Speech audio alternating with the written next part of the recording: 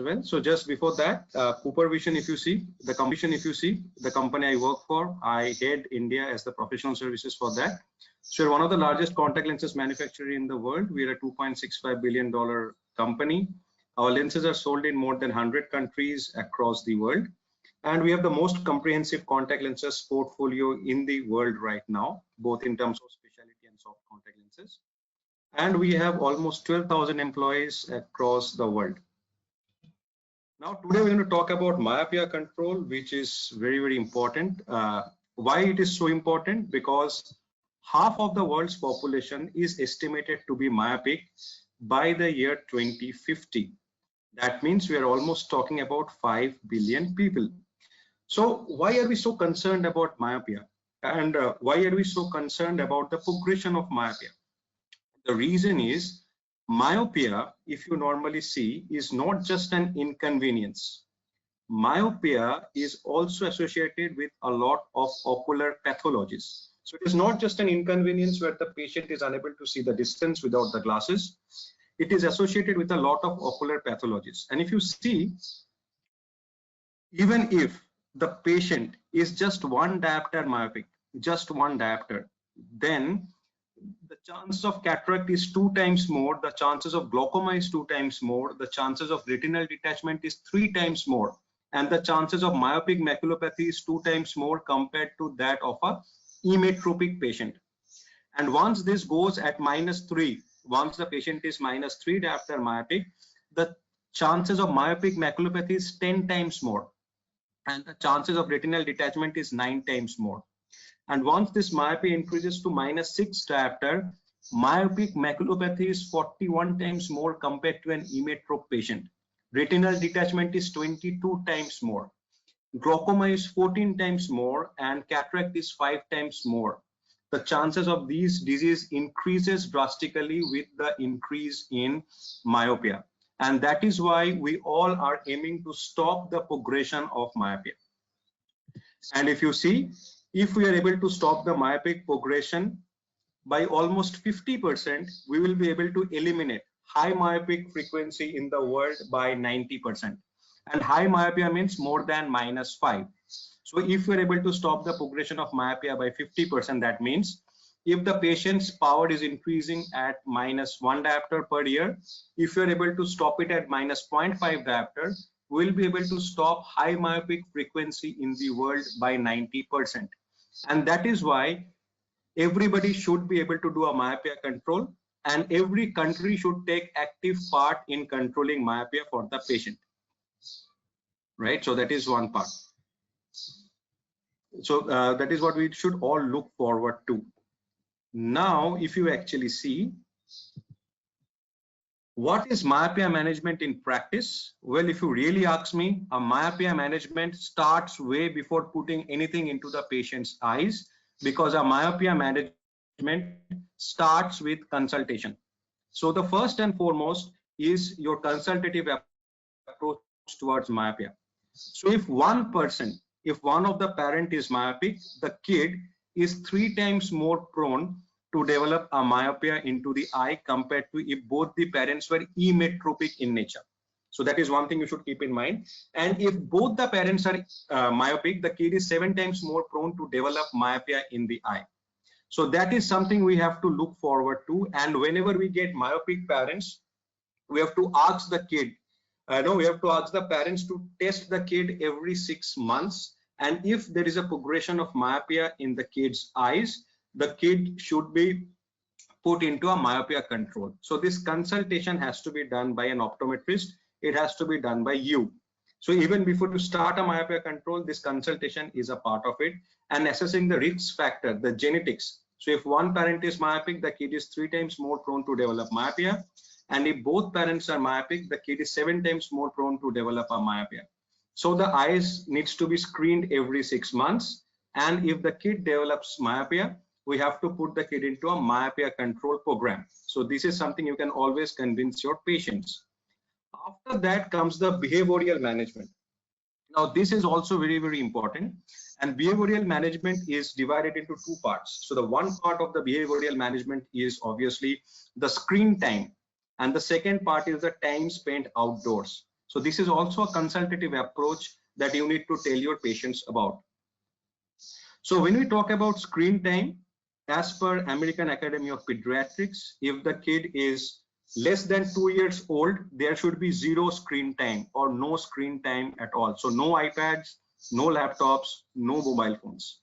If the kid is between 2 to 5 years, there has to be a 1 hour screen time. That has to be broken up into larger screen to smaller screen. That means TV for half an hour, laptop or iPad for 20 minutes, and mobile phone for 10 minutes. So you have to break it as well for the kid. And after 5 years, the kid can use a digital device for almost around 3 hours per day, but not more than 1 hour at a stretch. So this, the kid will only learn once we ask the kid,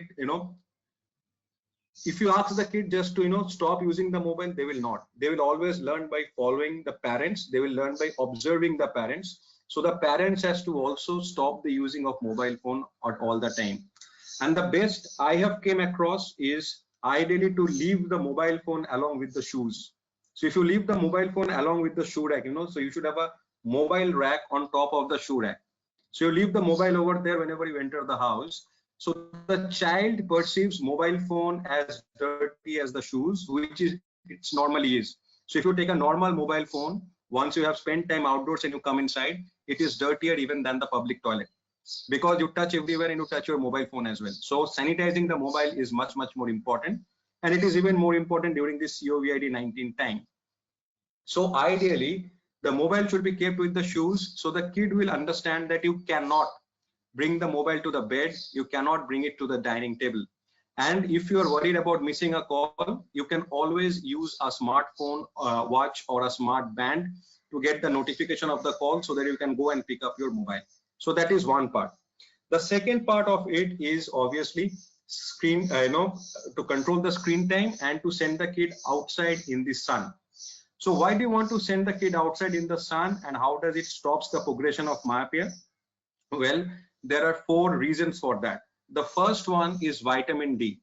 So if the kid spends time outdoors in when there is a sunlight outside, it might not be under the direct sunlight, but as long as there is the sun, the kid can spend time outdoors. So if the kid is spending time outdoors, they will get the sunlight, they will get vitamin D. So a myope is always 20% vitamin D deficient compared to an emetrope. So if the kid is spending time outdoors, there will be no vitamin D deficiency and the kid will not develop myopia. That is one theory. The second part is the lux and luminance. Outside is way more compared to that of inside. So the eyes can see much more properly. Third is the retinal dopamine secretion. So the retina is much more happy when you are outside in the sun. So there is no stress. So the axial length does not increase. So it does not increase the myopia. Now the fourth point, which is still under a lot of study, it is not yet confirmed, but it is worth mentioning over here, is the UV rays. So a part of the UV spectrum is also thought to be responsible to control the progression of myopia. It helps in the process of emmetropization. So that is why sending the kid outside in the sun actually works in stopping the progression of myopia, and the duration is 14 hours per week or 2 hours per day. So this is something we should keep in mind. 14 hours per week or 2 hours per day, the kid should be under the sun, not under the direct sunlight, but when the sun is there, the kid should be outside. And this is not a new phenomenon. This part of Asia knew it way before than the Western world. That is why all the olden pathshalas are supposed to be under the tree. It was not that we could not afford to build houses. It was just that we understood this myopia control long before the Western world understood, and then we forgot it. So do remember this and tell this consultation to your patients as well, that they have to reduce the screen time. If the kid is less than 2 years, no screen time at all, and to send the kid outside in the sun for 14 hours per week. So this consultation can always be done by you even before doing a myopia control. Now, in case if the kid has a myopia in the eye and it is progressing, then you can always do an optical management. So when you talk about optical management, which is under the optometrist's jurisdiction, what we need to understand is fovea has no role in the process of emmetropization. So fovea does not play any role. It is the peripheral retina which works. And if you want to read about it, there is a fantastic study by Arl Smith. You can go and read about it. So what it says is this peripheral portion, if there is a peripheral hyperopic defocus, the axial length is going to increase. If there is no peripheral hyperopic defocus, the eyes will not increase. Fovea is just to correct the vision of the kid. So if the fovea is corrected, the kid can see properly, but it will not be able to stop the progression of myopia. And that is why undercorrecting or overcorrecting in spectacle or single vision contact lenses does not help, because we are supposed to look into the peripheral retina. So the ideal correction should be like this that you see in your screen, I guess now. Yes. So the ideal correction should be like this, and there should not be any peripheral hyperopic defocus. Now there are various glasses, spectacle lenses that are available in the world, but I don't think none of them are available in this part of Asia. So you have lenses from Essilor called as Myopie Lux, which has both bifocal and progressive lenses. But why it is available in both bifocal and progressives, I'll tell you at the end of this session, but it is available. You have lenses from Zeiss called as MyoVision, and you have lenses from Hoya called as MyoSmart. So they're all supposed to stop the progression of myopia, but none of them are available in this part of Asia. So what we can do is, if we really want to start a myopia clinic and we want to do it with glasses, we can give a 1.5 diopter executive bifocal with a 3 diopter base in prism. This works. So this is a study which was done by Cheng et al. At Hong Kong Polyclinic, and this was proved to stop the progression of myopia by almost 33 to 52%. So why you are giving a 1.5 diopter executive bifocal is because you are at least making half of the eye to avoid peripheral hyperopic defocus. So if half of the eye is not having a peripheral hyperopic defocus, the axial length is not going to increase. That is part one. And second is, since you are giving a bifocal lenses into the kid's eyes, you are altering the binocular vision of the kid. So that 3 diopter base in prism actually helps to maintain the binocular vision in the kid. So that is something you need to remember. So it has to be a 1.5 diopter executive bifocal with a 3 diopter base in prism. Read the Cheng et al. Study. You will be fascinated by it, but it is really, really good and something you can do right now. When you go back after the lockdown to your clinic, you can start that. So that is option one. The other option is multifocal soft contact lenses and specially designed myopia control lenses. Now, when we talk about contact lenses, the first thing we need to understand is, shall we give a contact lenses to a kid who is 7 to 8 years old? Because there is a lot of uncertainty. Now, if you actually follow American Optometric Association, they normally say that a kid who is around 8 to 10 years old will be able to handle the contact lenses properly. So that is one part, which is assuring. The second part is, so the worst thing that can happen with the contact lenses is normally a microbial keratitis. So if you see, if you give somebody daily disposable lenses, the chances of microbial keratitis is just 2 in 10,000 patients. And if you give a orthokeratology, or even if you give a daily wear, silicone hydrogel lenses, the chances of microbial keratitis is just 12 in 10,000 patients. So with daily disposable, it is just 2 in 10,000 patients. And with silicone hydrogel lenses, monthly disposable, it is 12 in 10,000 patients. And same is with orthokeratology. But if we do not give a myopia control option into the patient's eyes, the chances of retinal detachment is 1 in 20 patients. So the chances of retinal detachment is way, way more higher compared to the risk of microbial keratitis, which justifies giving a contact lenses into the kid's eyes. So that is one part of it. Now, if you see, we can give a soft multifocal lenses to the kid's eyes, but we have to understand that you have to give a center distance multifocal lenses. You cannot give a center near multifocal lenses. It has to be a center distance multifocal lenses with preferably a 2.5 diopter addition. The reason is, if you increase this addition, as per the Blink study, which says bifocal lenses in nearsighted kids, as per the Blink study, if you give addition more than plus 2.5, the kid is going to complain of halos and glares. And the center distance multifocal lenses is normally estimated to stop the progression of myopia by almost 50%. And we have no documentation whether center near lenses works or not in stopping the progression of myopia. So how does the center distance works? The fovea is corrected by the distance part, and as we move towards the periphery, it's a plus number, so the image actually forms like this. So there is no peripheral hyperopic defocus, and the axial length does not increase, right? So that is something which is which we have to keep in mind. And if you see in India, I can normally tell you is that all the lenses we get in India is a center near design, except for one particular lenses that we have, which is from Seed. So Seed is a Japanese company. They have a daily disposable center distance multifocal lenses.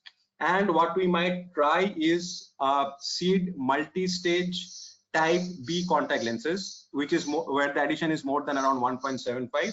So those lenses can be tried for myopia control at this part of Asia, where we do not have any other options. So the lenses that you get from Cooper Vision and the lenses that you get from Bausch & Lomb are center near design. They work perfectly well for your progressive patients, for your presbyopic patients, but they might not work for myopia control. So you can try that. So that is the second option we can have in your clinic right now after the lockdown. So the first thing is a 1.5 diopter executive bifocal with a 3 diopter basin prism. And the second option that you have is a Seed multi-stage type B daily disposable center distance multifocal lenses that you can actually try in your clinic. So that's the second option. Now the other options that we have in the world is obviously myopia control lenses, specially designed myopia control lenses. And the lenses that you're seeing on your screen now is the only contact lenses which is approved by FDA for a myopia control. And I'll come to you why it is approved by FDA, but we'll discuss that later. But first, let us learn about these lenses. So last time, when we were discussing about the multifocals, we understood that whenever the term concentric comes, it basically means two zone. So this is a concentric design. It has two zones. It has one correction zone and it has one treatment zone. So the correction zone normally has the patient's power, and the treatment zone normally has a +2.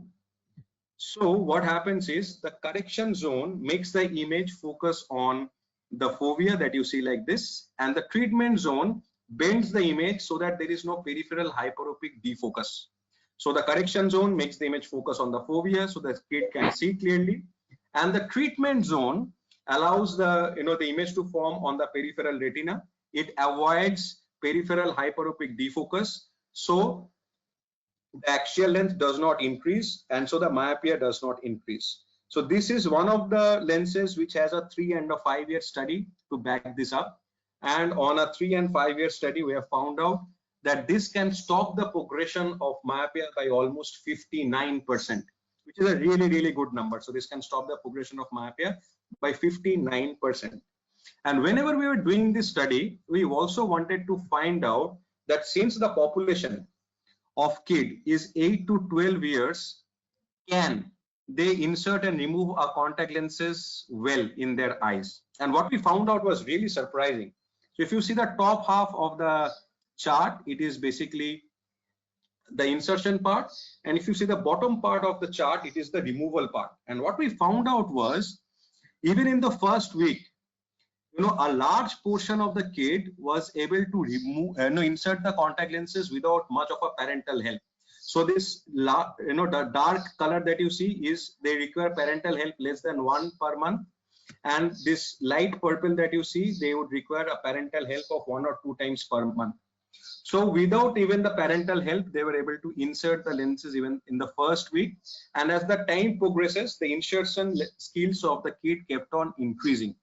And if you see the bottom part, almost all of the kids were able to remove the contact lenses from the very beginning. So that was a good assuring part, because these were all daily disposable myopia control lenses. And if there is any problem, the kid could always take out the lenses and throw it off. So this is a good part of the entire part.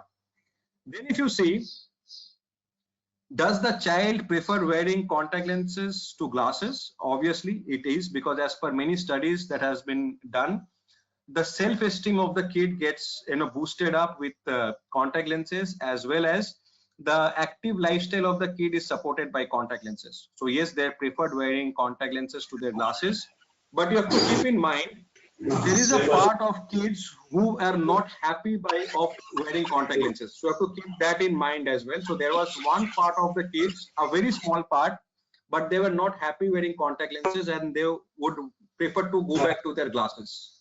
Why it is like that, I'll again tell you at the end of the session. So just remember that majority of the kids were happy with the contact lenses. Just a few kids would like to go back to their glasses, and why I'll let you know at the end of this session.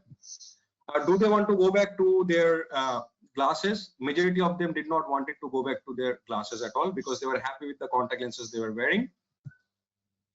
And now the most important part that is coming on your screen is how confident were the parents, because the parents are the decision makers. If the parents are not happy, the kid will not be able to wear the soft contact lenses in their eyes. So what we found out was, before the beginning, before the study beginning, or before the kids started wearing contact lenses, the parents were not very confident because they did not knew. But within the first week, the parents' confidence level went up. The reason behind that is the kid was able to remove the contact lenses. So the parents knew if something happens, the kid would be able to remove the contact lenses successfully from the eye. So they were much more at ease. And within 1 month, they saw that the kid can insert and remove the contact lenses well from their eyes. So they became much more confident. And after 12 months, they saw that this lenses is also able to stop the progression of myopia. So they were much more confident. So we got happy kids, we got happy parents, confident parents, and we got eyes where the progression of myopia was stopped by almost 59%. So almost a happy figure. But these lenses are not available in this part of Asia as of now, and it would take some time for these lenses to be available in this part of Asia. So what are the other options we have? So I can tell you a few options we get in India.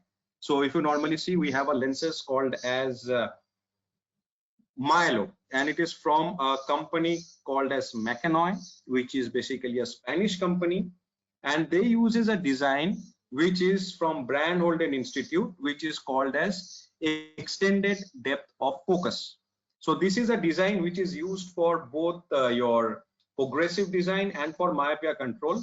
But when you are doing myopia control, the lenses you need to choose is called as Mylo, because that is the myopia control option from your Macanoi, which is a Spanish lenses. So what does this extended depth of focus means? It means that there is an elongated focus over here, and anything that falls on this focus in the fovea will be able to give a good vision to the kid from far to near. This is how it works. And how does this extended depth of focus works, or how do they make this extended depth of focus? Well, they manipulate higher order aberrations, and those aberrations are Z4 and Z6. So they are able to manipulate these higher order aberrations. And how do they manipulate these higher order aberrations? They take lens decentration into consideration, they take patient's pupil size into consideration, and they take the inherent aberration into the patient's eyes into consideration. Say though they take all of these three things into consideration: the lens decentration, patient's pupil size, and inherent aberration. With that, they are able to manipulate the spherical aberration, which is Z4 and Z6, and they are able to create an image in the eye where all the good images, now if you see your screen, all the good images are formed in front of the retina and across the retinal plane, and all the bad images, a few bad images is formed at the back of the retina. So there is no peripheral hyperopic defocus of good images. So the axial length of the eye does not increase. So these lenses are available in India and they're available till -15 diopters. They have a different technology, so it was worth discussing with you over here. Now the other lenses that you get in India is from a GOV. It is also a soft contact lenses. And the lenses that you normally get is, they have a soft myopia retard contact lenses. And how does it works? Well, they have a tear reservoir. So the white portion that you see at the side, this actually has a tear reservoir. So this allows tears to get in that portion. So once the tears is inside, it creates a plus number. So there is a peripheral myopic defocus. There is no peripheral hyperopic defocus. Sorry. And so the axial length does not change because there is no peripheral hyperopic defocus. Now there is very limited literature about these particular lenses. So we are not very sure about it. I don't know whether if the tear film is not there, what is going to happen, whether there will be proper exchange of tear because of that band, or will that tear create a small dent into the cornea? I don't have an idea because there is no study behind it, but this is available. So this is an option worth knowing. So the three options that you normally have is obviously a 1.5 diopter executive bifocal with a 3 diopter base in prism. The second option that you have is a center distance multifocal lenses with preferably a plus 2.5 diopter addition. And the third option that you have is myopia control lenses that are available in this part of Asia. Now, the only lenses which is approved, or the only device, or the only option which is approved by FDA is CooperVision's MiSight. And there is a reason for it. The reason for that is that it's a daily disposable lenses. You don't require special instruments to fit this. This is particularly made for myopia control. And this has a 5-year long study to back up, the data. And it took the kid and the parent and the handling into consideration while doing this study. Now, the other part of it is why glasses are not approved by FDA as of now, as per me, is that even if the glasses gets decentered, even by 1 millimeter, it might loses its myopia control efficacy. And that is why sometimes that is still not approved by FDA. The second part is orthokeratology is approved for corneal reshaping, but it is not approved for myopia control as of now. But if you are doing orthokeratology, you would require at least a good corneal topographer for sure. And you should be licensed to put a fluorescence into the patient's eyes. So that is the most important part that you have to take into consideration while doing orthokeratology. Now the other option is atropine, which works fantastically well. But as per a recent study, which is called as LAMP, L-A-M-P. So what does LAMP stands for? It is low dosage of atropine, in myopia progression is LAMP study. It says that, on the popular belief that 0.01% works better, 0.05% atropine actually works better into the patient's eyes, and it works by hitting the muscarinic receptors of the patient. Now, this is not approved by FDA because we do not know the long-term effect of these medicines. And a few studies shows that the power can still come back once you stop the the administration of atropine into the patient's eyes. So this is something we should keep in mind. But atropine is also an option, and many ophthalmologists are using it. I think they're using it in Nepal as well. They're using it in India for sure. And so that is a good part which we should look forward to, because a part of our the counterpart of our profession or our colleagues in the ophthalmology industry is using a good myopia control, and they are now commercially available. So these medicines with this concentration of 0.01% and 0.05% are commercially available. So you don't have to dilute. So it is a much safer option now for the patients. So that is one good thing that are there. Now the most important thing is, if you really want to do a myopia control in your clinic, you cannot overlook binocular vision. So this is the most important thing while doing a myopia control, because your myopia control efficacy will depend on the binocular vision of the patient. So if you are not very confident in doing a myopia control, you can still avoid it, but you have to take care of a binocular vision. So what does it says is that if the binocular vision of the patient is normal, right, then contact lenses works perfectly well. Prismatic bifocal works well, but your progressive additional lenses will not be able to give you much of a result. Now, if the patient is esophoric and have an accommodation lag, which is normal in majority of the progressive myopic patient, if that happens, then progressive additional lenses will work better and your contact lenses will work better. And so that is why if you see, I guess SLRs, Myopy Lux has both the option of bifocal and progressive as well, so that you can cater to both of these patients. Now, if the patient is having exophoria, which there is a chance with progressive myopia, there is also a chance of having intermittent exophoria. If that happens, then contact lenses will not work because it is going to worsen the scenario.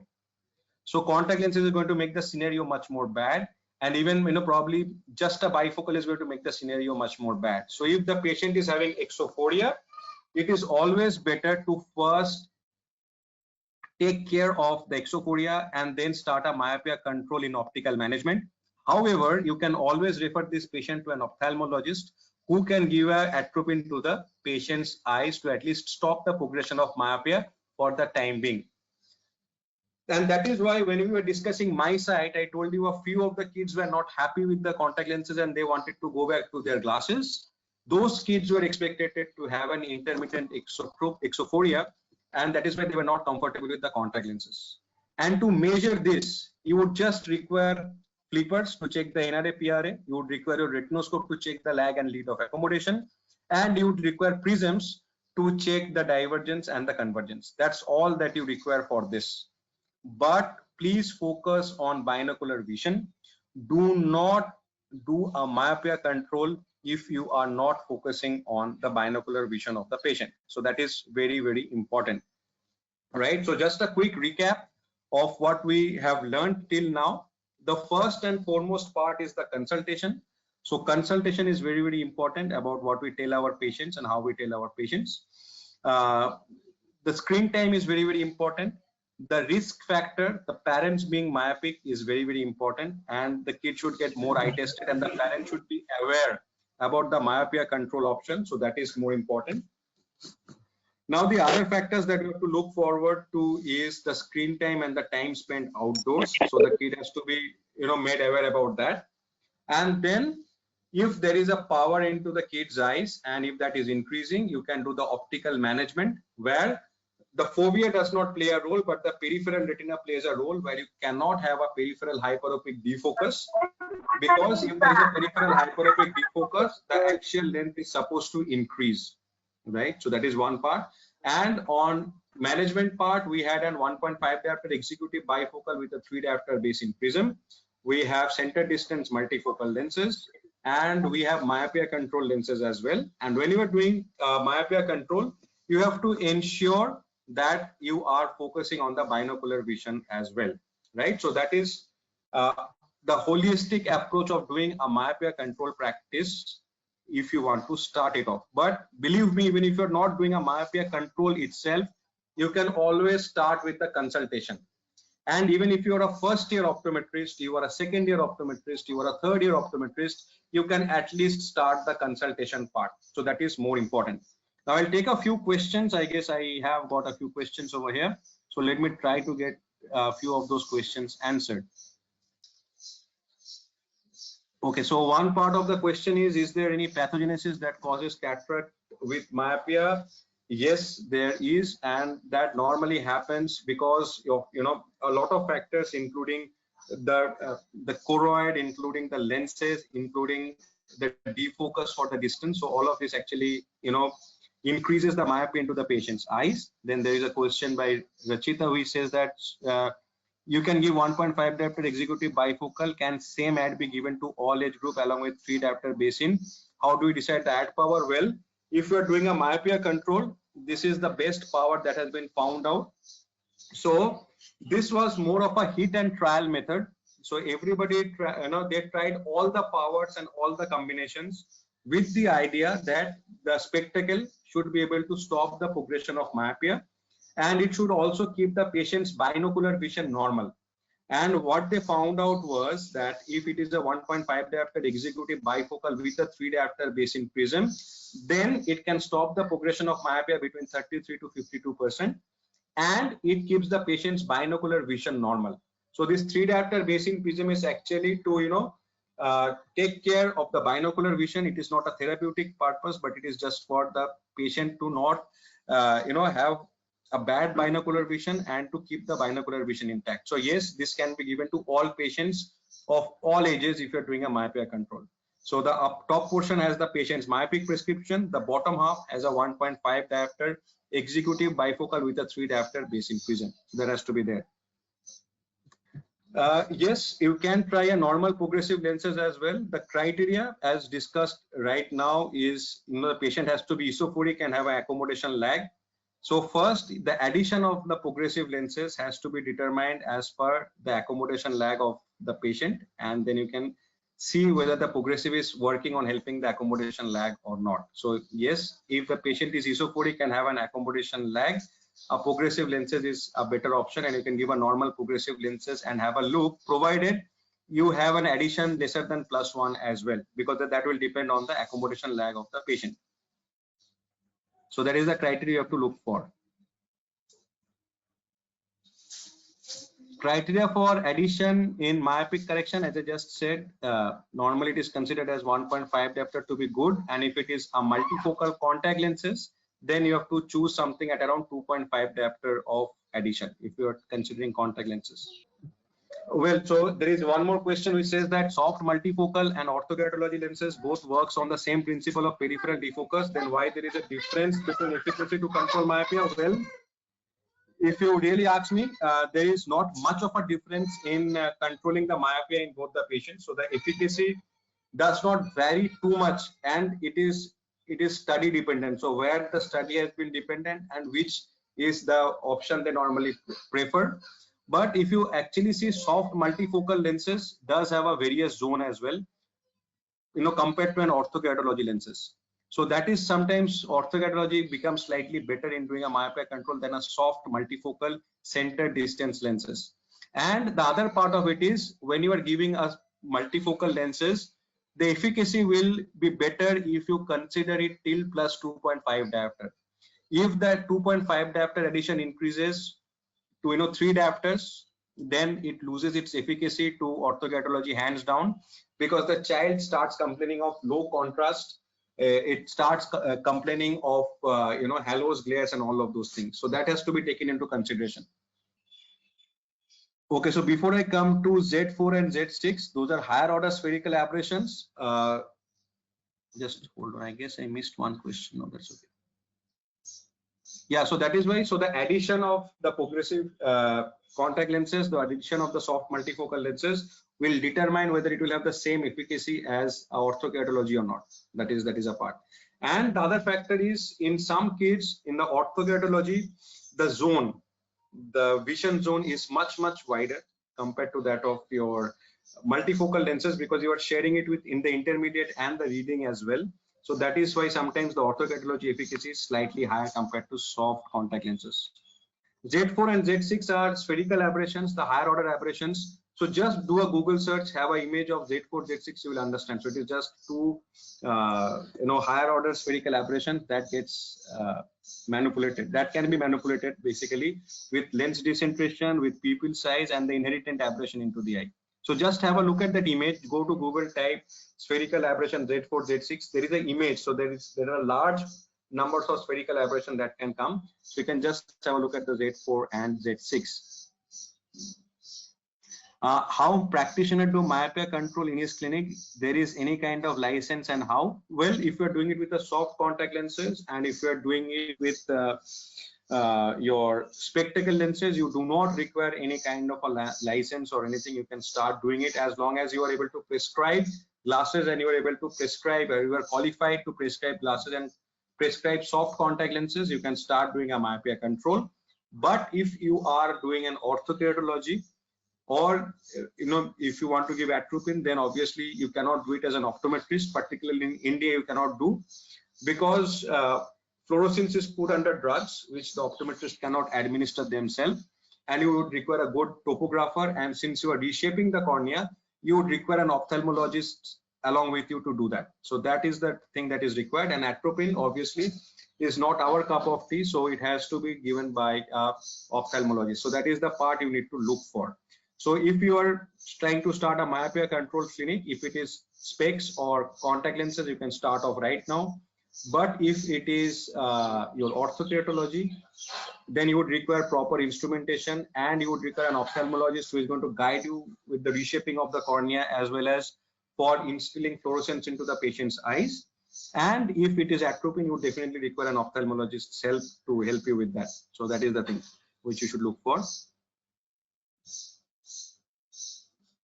So the principle of the optical principle of myopia control depends on peripheral hyperopic defocus. So there should not be no peripheral hyperopic defocus, and it will be able to stop the progression of myopia. That is the optical principle of myopia control.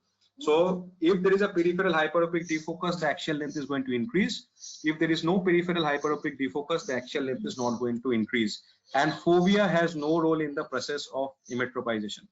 So that is how it works on the optical part. And then there is sunlight, near work, lag of accommodation, and your muscarinic receptors and retinal dopamine that has an additional role. So that is how it normally works. And do I have some more questions? Yes. So MiSight basically is our daily disposable lenses. The material is Omofilcon. So it is a hydrogel lenses which has a DKYT of 42. And the wear duration is when the patient starts wearing MiSight, if the centration and the push-up test and everything is normal. When the patient starts wearing MiSight, they have to start with 2 hours, 4 hours, 6 hours, 8 hours, and then wear it throughout the day. So there has to be that adjustment phase of 2, 4, 6, 8 hours before we give the lenses to be worn throughout the day, provided the centration and everything is all right and the kid can see properly as well. So that is the MiSight material. It is a daily disposable lenses. Omofilcon A has a DKYT of 42, and the wear duration 2, 4, 6, 8, and then the entire day. So that is how it is. What is the base curve and diameter of MiSight? One day will it be able to all people? It normally works in 95% of the group, and then in some group it will not work as well. So obviously it is not for everyone, but normally in the patients we have tried between 8 to 12 years, it normally fits majority of the patients. So that is something I can tell you as of now. Till what power can we recommend the soft multifocal contact lenses? Well, not the power. If you ask me, the addition is more important in soft multifocal lenses. So the addition should not exceed more than plus 2.5. The distance power is okay. And the other thing you want to do is you want to look into the the age of the patient. The faster you try, it is better, and the late you try. So after 11 years, myopia control loses its efficacy slightly.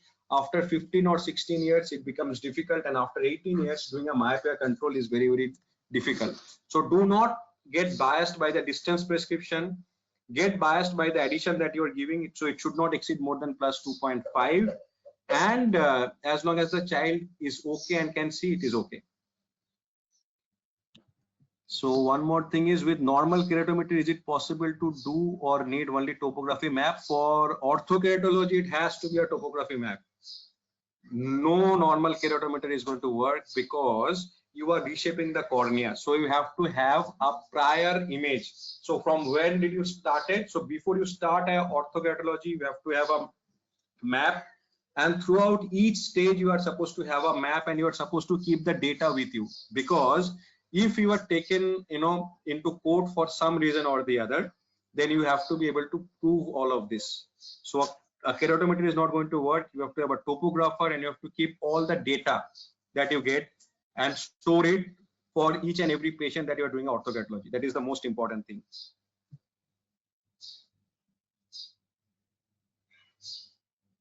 Yes, the optical center has to bisect the people.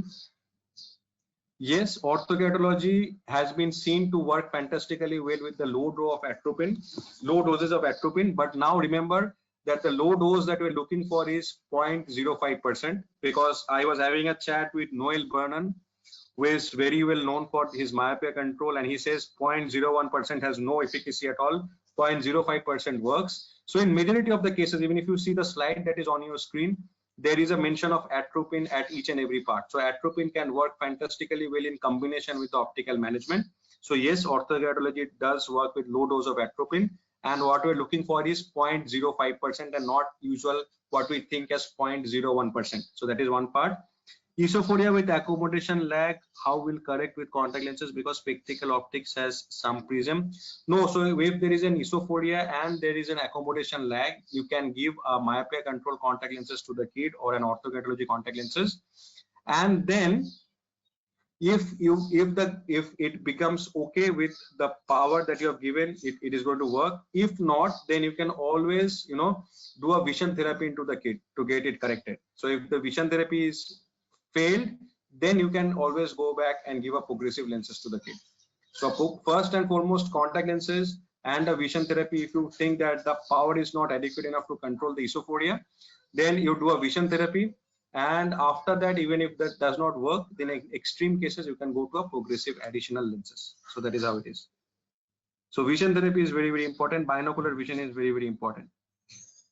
Idea on price? No, ideally I don't have that.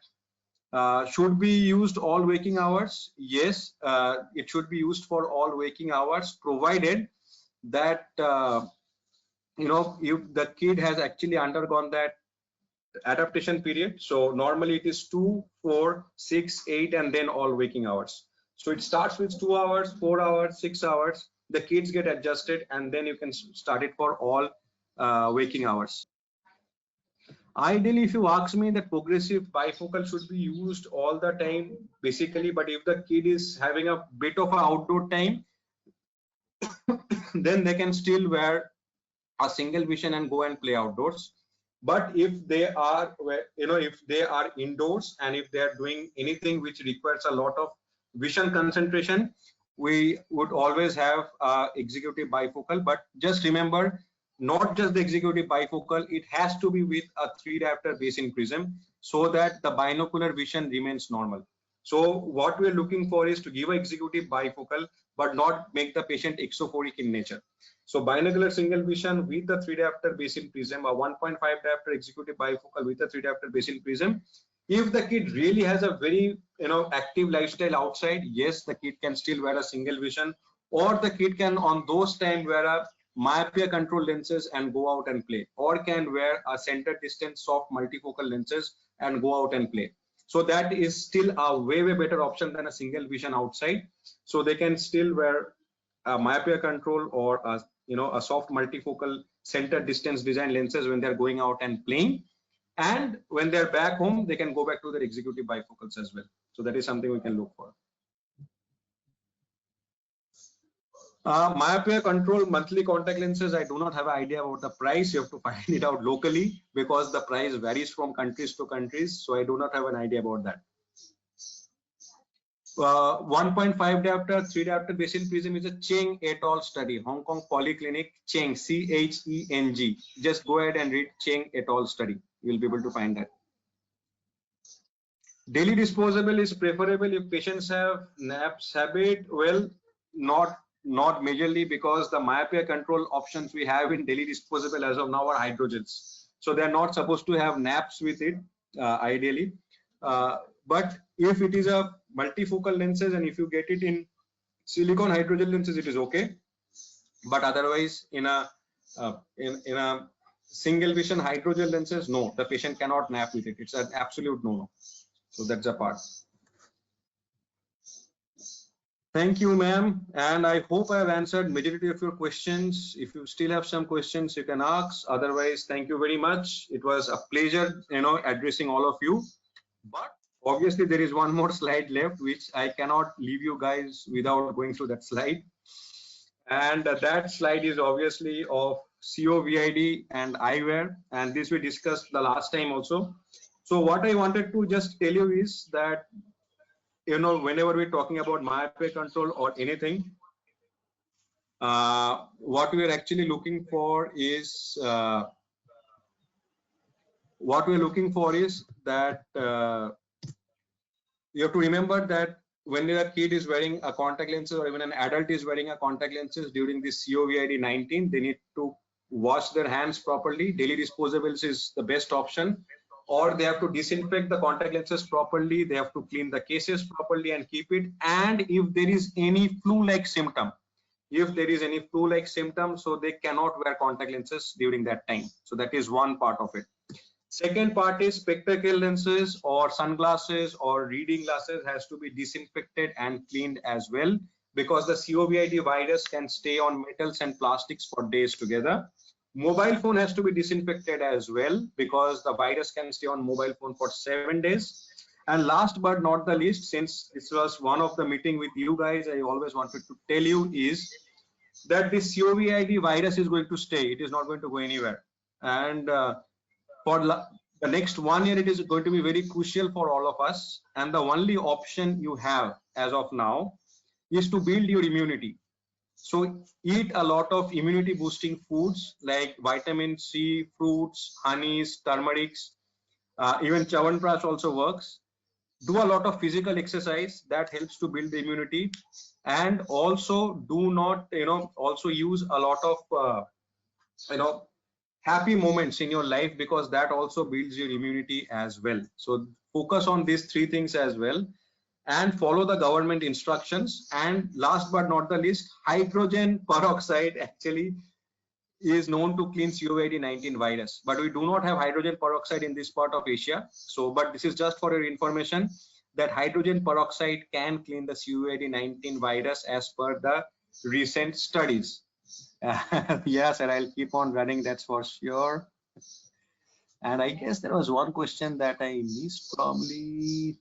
Let me just check if I missed any question. Study name, Cheng et al. Study, I have written it, so you can just have a look at it. I have written it into the message. In high myopia, we suggest one eye contact lenses. No, in high myopia, if the contact lenses are available with the power, give both the eyes contact lenses, and preferably myopia control lenses, which is available till -15 diopter. If not, actually give a bifocal, if not, give a multifocal center distance lenses with a +2.5 diopter addition, but do not do anything monocularly. Binocularly is the best, because we do not want to hit the binocular vision of the patient. We want the patient to be binocular vision happy, because if you mess up with the binocular vision, the myopia might increase in the patient's eyes. So you have to keep an eye on that. So both eyes contact lenses always. AOCEPT can help, obviously AOCEPT can help, but I am not very sure about the availability of AOCEPT everywhere in India. So that is a part. And I am not very sure about AOCEPT in Nepal, that is for sure. So, AOCEPT can work, but if it is available only. So you have to look into the availability part as well. So otherwise, hydrogen peroxide does works. So thank you for the opportunity, guys. Thank you for making me a part of this thing. And thank you. Thanks for all the help and support. Thank you, Sridhar, for all of the hard work of getting me into this, and a special thanks obviously to Satyam for getting all the communication done from today morning. Thanks a lot, and I really appreciate, I value my time with you guys. Thank you, thanks a lot. Thank you, sir. Thank you so much. See you guys both a lot of time. Thank you. I hope all of us present here, the webinar has now a good idea about how to start a myopia control practice with soft contact lens.